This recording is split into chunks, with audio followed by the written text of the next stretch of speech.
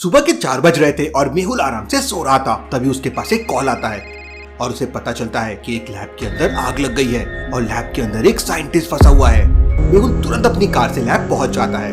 Lab तीसरे floor पे बनी हुई थी और वहाँ पे बहुत जोरों से आग लगी हुई थी। बिल्डिंग के नीचे एक सिक्योरिटी गार्ड खड़ा हुआ था।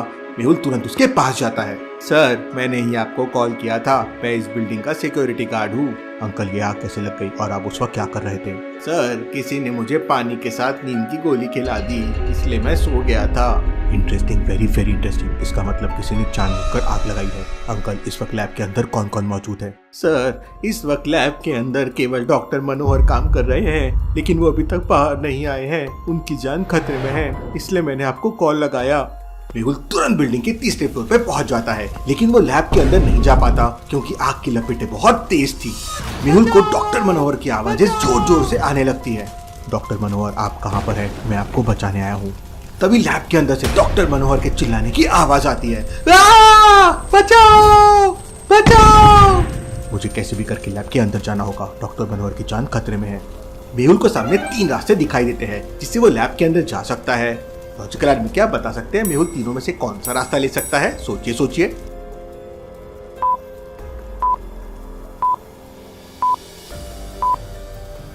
ध्यान से देखिए, पहले वाले दरवाजे पे आग बिल्कुल बीचों बीच चल रही है। मतलब ना तो मेहुल नीचे से जा सकता है और ना ही ऊपर से जा सकता है।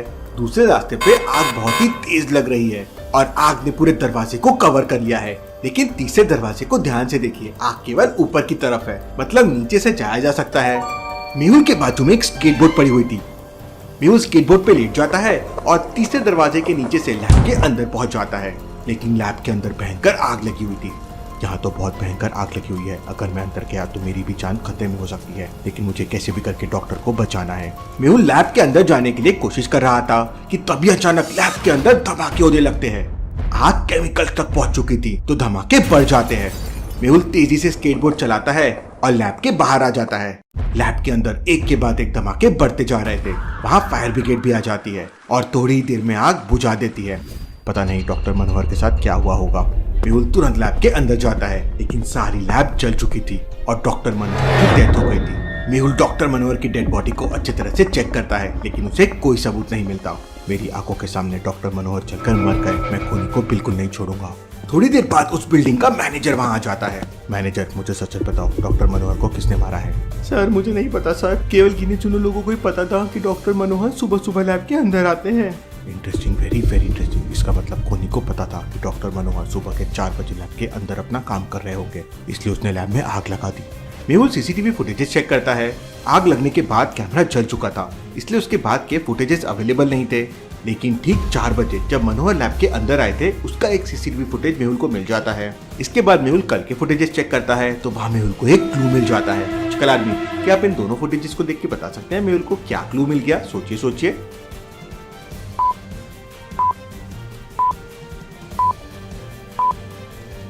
दोनों फुटेजेस को ध्यान से देखिए। कल रात तक लैब के अंदर दीवार पर एंटी फायर वाला सिलेंडर रखा हुआ था, लेकिन आज सुबह 4 बजे वाले फुटेज में वो नहीं है। इसका मतलब खूनी ने जानबूझकर सिलेंडर हटा दिया ताकि डॉक्टर मनोहर किसी भी तरह आग पर काबू न पा सके।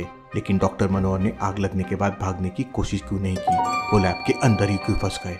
अपने सवालों का जवाब जानने के लिए मेहुल लैब के अंदर तलाशी लेने लगता है। काफी देर तक छानबीन करने के बाद मेहुल समझ जाता है कि आग लगने के बाद डॉक्टर मनोहर लैब से बाहर क्यों नहीं भागा था।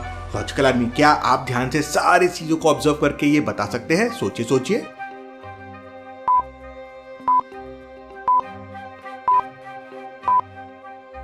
ध्यान से देखिए, टेबल के नीचे लोहे की जंजीर और एक ताला पड़ा हुआ है। इसका मतलब खूनी ने डॉक्टर मनोहर का हाथ लॉक कर दिया होगा, इसलिए वो लैब से भाग नहीं पाए और जब उनकी बॉडी पूरी तरह से जल गई तो लोहे की जंजीर अपने आप बॉडी से अलग हो गई। मेहुल डॉक्टर मनोहर की डेड बॉडी लेकर बिल्डिंग से बाहर आ जाता है और वहाँ के सिक्योरिटी गार्ड और मैनेजर से कहता है, जब तक केस की छानबीन पूरी नहीं हो जाती बिल्डिंग के अंदर कोई नहीं जाएगा और तुम लोग सब यहीं पे रहोगे। इसके बाद मेहुल मनोहर की डेड बॉडी लेकर संजना की लैब में पहुंच जाता है। सुबह के 6 बज चुके थे। सिक्योरिटी के लिए दरवाजा एक पासवर्ड से लॉक था। इन चारों बटन पे मुझे बताओ कौन सी बटन ऑड वन आउट है? ध्यान से सोचना लॉजिकल आदमी।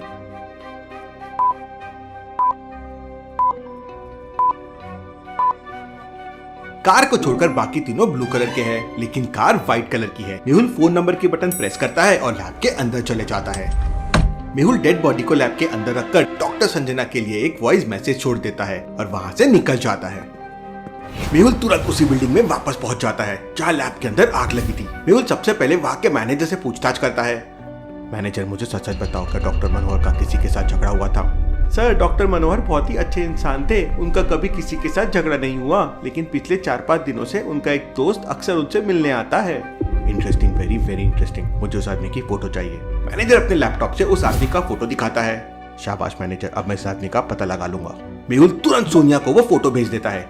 थोड़ी देर में मेहुल के पास सोनिया का कॉल आ जाता है। वो बताती है कि आदमी का नाम रमेश है, वो एक दूसरे शहर में जाना माना बिजनेसमैन है और उसके पास दवाइयाँ बनाने वाली फैक्ट्रीज भी है। सभी लोग उसे रमेश दादा के नाम से बुलाते हैं। लगता है रमेश दादा से पूछताछ करने के लिए दूसरे शहर जाना ही होगा। मेहुल तुरंत अपनी कार से शहर के लिए निकल पड़ता है। मेहुल के शहर से रमेश दादा के शहर तक जाने के लिए 3 रास्ते थे। पहला रास्ता मेन हाईवे से होकर जाता है, लेकिन रास्ता काफी लंबा है। दूसरा रास्ता एक तालाब के बगल से होकर जाता है। ये सबसे शॉर्टकट रास्ता है, लेकिन तालाब में बहुत सारे क्रोकोडाइल्स रहते हैं जो अक्सर सड़क पे आके बैठ जाते हैं। तीसरा रास्ता जंगल से होकर जाता है, लेकिन इस समय जंगल में बहुत सारे डाकू रहते हैं। लॉजिकल आदमी क्या बता सकते हैं कौन सा रास्ता मेहुल ले सकता है? सोचिए सोचिए।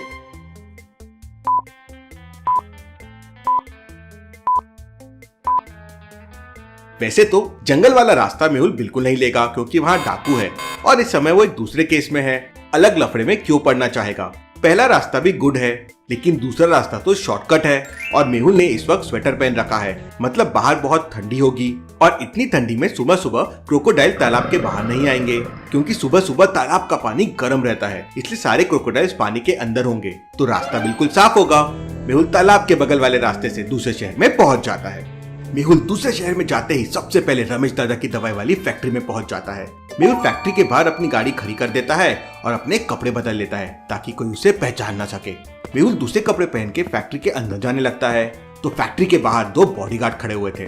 वो उसे रोक लेते हैं। मैं रमेश दादा का आदमी हूँ, मुझे रमेश दादा ने भेजा है। रमेश दादा का नाम सुनते ही सिक्योरिटी गार्ड मेहुल को फैक्ट्री के अंदर एंट्री दे देते हैं। फैक्ट्री के अंदर का नजारा देख मेहुल हैरान रह जाता है। Interesting, very very interesting. इसका मतलब रमेश दादा डुप्लीकेट दवाइयाँ बनाकर बेचता है। मेहुल आराम से फैक्ट्री के बाहर आ जाता है और फिर रमेश दादा को कॉल करता है। रमेश दादा, मुझे 5 करोड़ की डुप्लीकेट दवाइयाँ चाहिए, मैं तुम्हारी फैक्ट्री के बाहर खड़ा हुआ हूँ।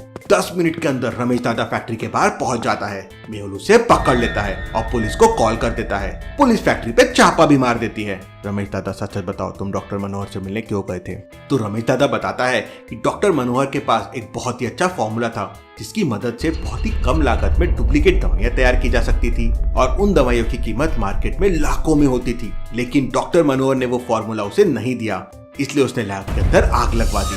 रमेश दादा, तुमने ज्यादा पैसे कमाने के लालच में डॉक्टर मनोहर का मर्डर कर दिया है। अब जेल में बैठकर डुप्लीकेट दवाइयाँ बनाते रहना। Case solve, detective Mehul rocks.